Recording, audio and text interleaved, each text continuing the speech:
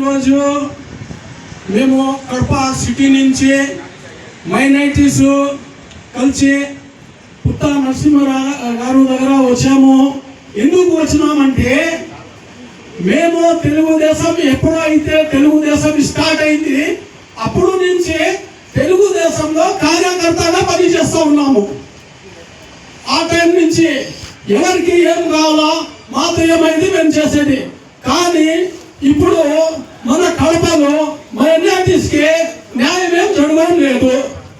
అందుకే మేము వచ్చి మా అంతా ఎవరైతే మైనారిటీస్ ఉన్నారో కొంతమంది కలిసి మాట్లాడేసి మనకు న్యాయము ఎక్కడ మనం పోతే మనకు న్యాయం జరుగుతుంది, మనం ఎవరికి పట్టుకోవాలా, ఎవరితో మన పని అవుతుంది.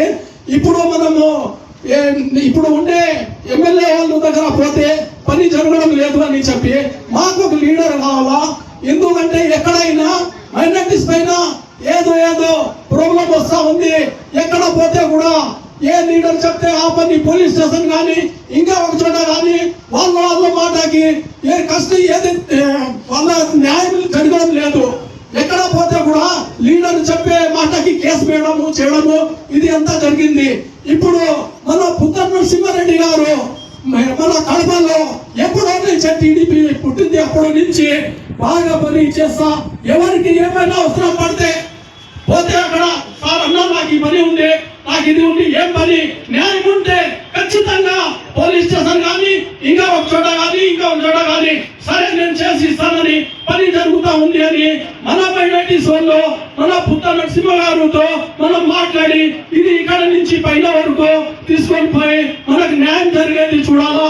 అందుకే మేము నరసింహారెడ్డి సార్ దగ్గర వచ్చినాము.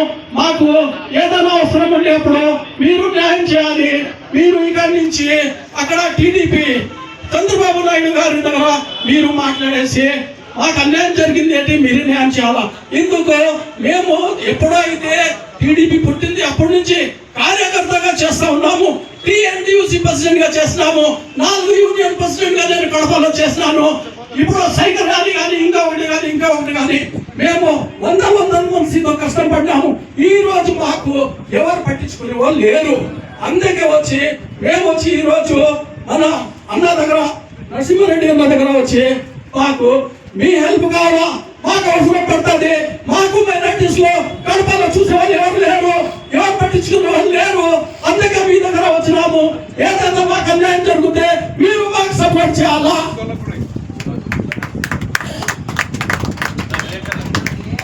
ఈ రోజు అందుకే ఇక్కడ వచ్చినాము. Thank you.